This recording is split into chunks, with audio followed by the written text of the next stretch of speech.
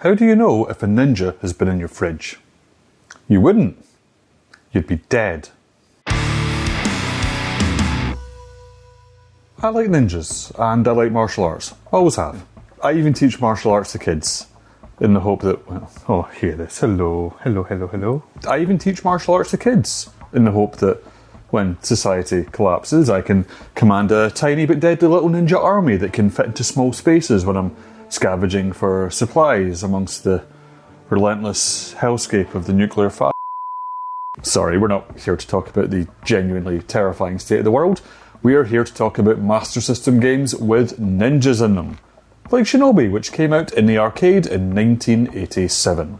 Quick history lesson for the kids in the audience. Back in the 80s and 90s, the most advanced and exciting games were arcade games. If you don't know what an arcade game is, imagine someone glued a monitor and a fight stick to a wardrobe, and then set it to only ever play one game, and then charged you a small fee every time you wanted to play it.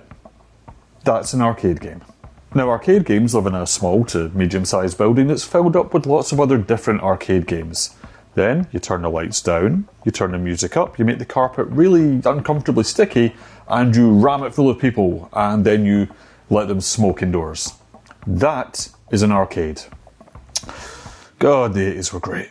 Anyway, Sega always had a really stellar lineup of arcade games, and a big selling point of the Master System was bringing the arcade home. The games, not the smoking. The results were, let's say, mixed. A lot of the games that made the jump from the arcade to the Master System were fine, but not quite the same. It's kind of like when your parents would try and convince you that a supermarket pizza was just as good as a takeaway pizza. It was literally, you've got Afterburner at home. Shinobi, though, it managed to sneak its way over to the Master System relatively unscathed. It's actually pretty close to the arcade version. That might be why there's a big thing in the box that says arcade. But does that mean that it's actually any good? The good news is that Shinobi is definitely one of the better ninja-themed games on the Master System, a console that really wasn't wanting for ninja-themed games. There's one that's even just called the Ninja. Side note, Shinobi is also miles better than its 8-bit sequel, the Cyber Shinobi. Also, you should never trust anything with the word cyber in its title. Anyway, let's keep trucking. Shinobi has three main parts: the stages, the bonus rounds, and the bosses. The stages are the main bit. You play as a ninja called Joe, and you go through the stage rescuing kids and killing bad guys with actual expert timing, which seems appropriate for a ninja-themed game. You can also jump up to higher levels or down to lower levels, because Big Joe the Ninja here apparently has hydraulic quads, on a power setting that just says bastard. Anyway, switching levels is actually quite fun, because as well as letting you navigate the stage, you can also drop down behind the bad guys, like a ninja. It also makes it kind of fun to explore the whole stage and find every single kid that needs to be rescued. Speaking of which, rescuing kids gives you bonuses like upgraded weapons, health, and access to the bonus stage. The upgraded weapons in particular all work a little bit differently from one another, so you have to keep switching up your playstyle as the game progresses, which keeps things interesting. In any case, this means there's a good reason to try and rescue every single kid. Kind of. I'll explain in a bit. So say you complete a stage and you rescue every single kid. You get to go to the bonus round. Now visually, the bonus round is fantastic. The Master System actually does a really good job of giving things a sense of depth. Anyway, you throw ninja stars at a surprisingly large amount of volunteers, all of whom presumably just die, and if you kill them all, you get a prize. I hate it. First off, it's not a test of skill. It's a test of memorising the order in which these poor sods appear, because if you don't, there's no way you're going to beat the bonus stage. Secondly, the whole thing just feels like it takes ages. Ages to load in, ages to load out, ages to get moving with the rest of the game. It breaks the flow of things in a way that I find profoundly irritating. I guess what I mean is the bonus round never feels important. It just feels like it's in the way. Plus, now I've got a moral dilemma, because I should want to rescue every single kid, right? And yet, I would happily leave Wee Johnny bonus stage in captivity, purely for my own convenience. F*** it. You're on your own, kid. Anyway, the bosses. I like the bosses because they function kind of like a puzzle. Each boss has a unique weak spot, and therefore there's a unique strategy required in order to beat them. See Big Kenny here? Knife him right in the eyes. See this helicopter? Ignore the ninjas and smack it on the nose. This variety makes the bosses interesting because you have to take all of your existing skills and apply them in a way that's different to what you've been used to so far.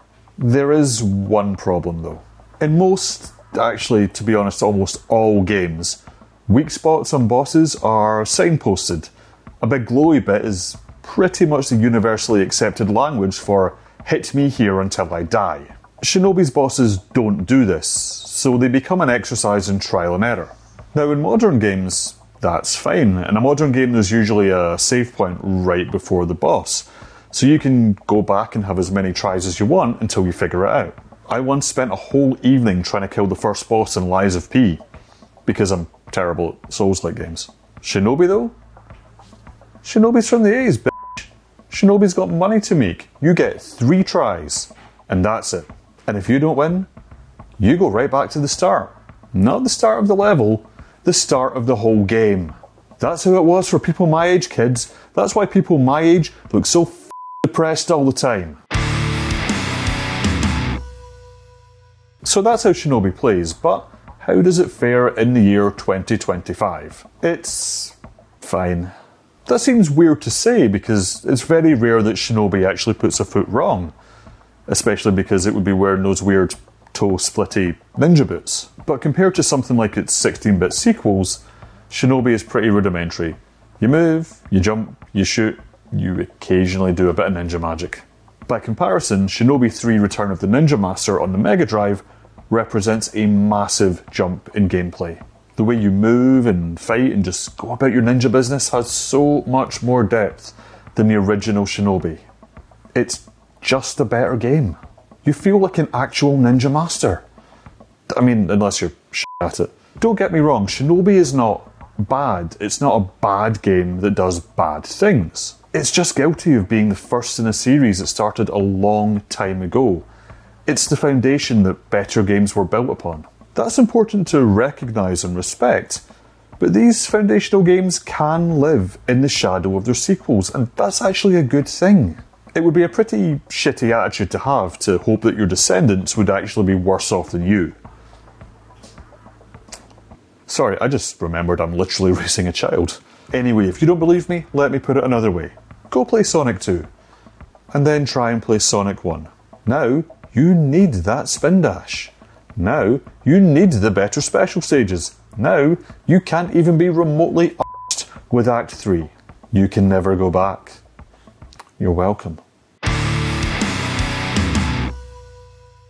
If you want to see where the Shinobi series started, especially with a new game on the horizon, or you just love delving into Sega's history, then yes, Shinobi is absolutely worth a look. But would I ever recommend it as a must-play or something that's meant to go straight to the top of your 2 playlist? Probably not. And the thing is, I was not expecting to say this when I started writing this video. I really enjoyed playing Shinobi when I was a kid. But the truth is, Shinobi snuck around slowly so that its sequels could also sneak around but more quickly and with better graphics. I guess that's just part of getting older, and it's a realisation that really snuck up on me. Sorry.